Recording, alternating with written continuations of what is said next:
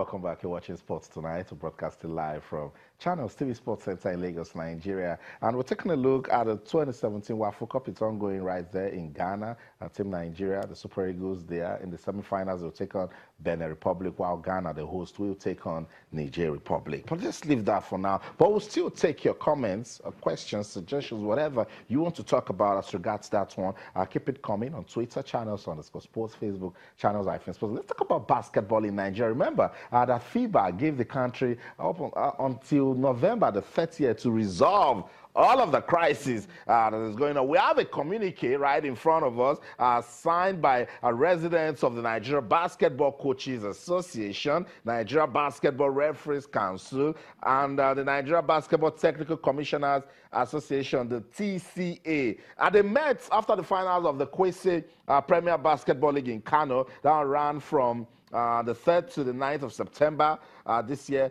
And what are they saying, Joseph? They're saying that they want to ask the National Assembly to intervene and assist the Nigeria's Olympic Committee in the difficult task assigned to it of making sure that peace comes to basketball. This is pregnant with a lot of meanings. They're saying that they know that the National Assembly is neutral, strong, and a democratic national institution representing the diverse interests of the Nigerian people. We know the story. There is one side, there's another side. But this side now, who signed it? Coach Scott Nnaji, who is the president of Nigeria Basketball Coaches Association. Babatunde Popola, a FIBA badge referee, is the president of Nigeria Basketball Referees Council. Scambo Morrison is FIBA Technical Commissioner and the president Technical Commissioners Association.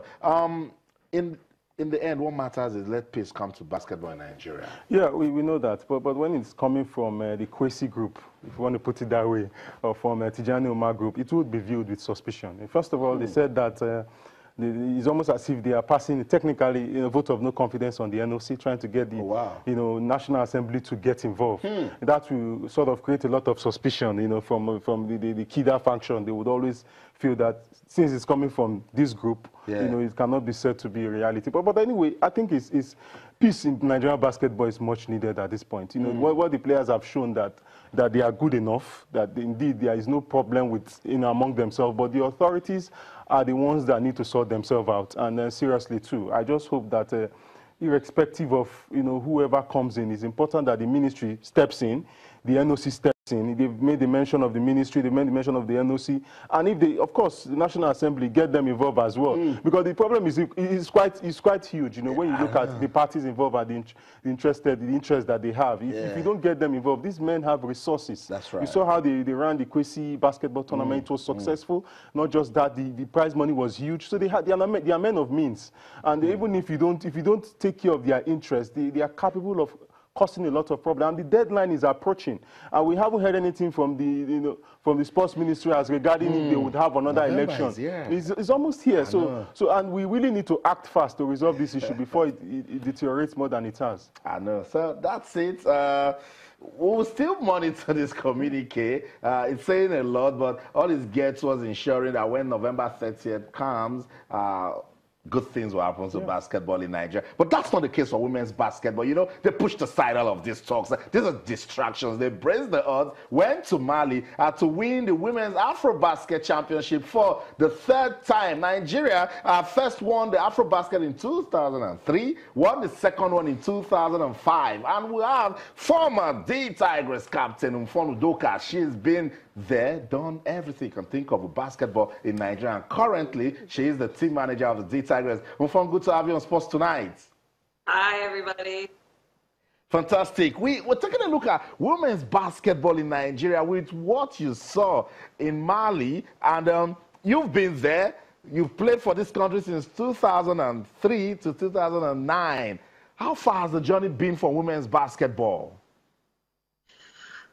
Well, we were able to do something very special this time around and go undefeated and finally bring our championship back to Nigeria after 12 long years. But from what I've seen from the time when I played until now, FIBA has improved our basketball on the continent. And Nigeria has shown, both men and women, that we have the most talent to do amazing things. And now it's all about organization and getting everybody on the same page and being not only African champions, but making noise in the world now.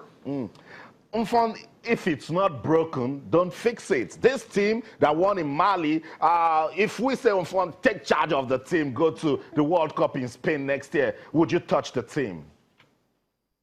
You know, I like this team very much, but we are lacking a true center, I'd say. Again, I think this team as is very good.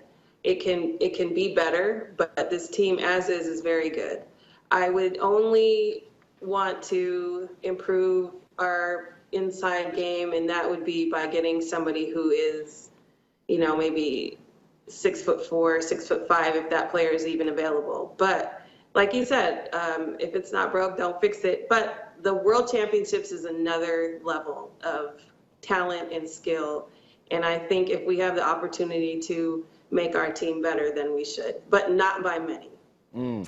Some scare here and there in the semifinals and even that final game against Senegal. But if you to look, what's really special about this D Tigers team that won in Mali? I'd have to say, first off, we had a good mix of experienced players that lost in the semifinals in 2015 in Cameroon. And this time around, they knew what that felt like.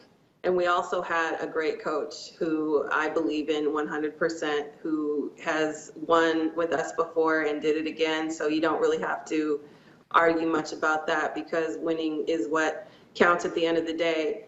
But the resiliency in this team, the fighting spirit, we had a great point guard, Ezine Kalu, who was just a pit bull and tough, and I believe is our head of the snake, and she made our team go. And then we had veterans and youth and speed and size and just typical Nigerian toughness this time around.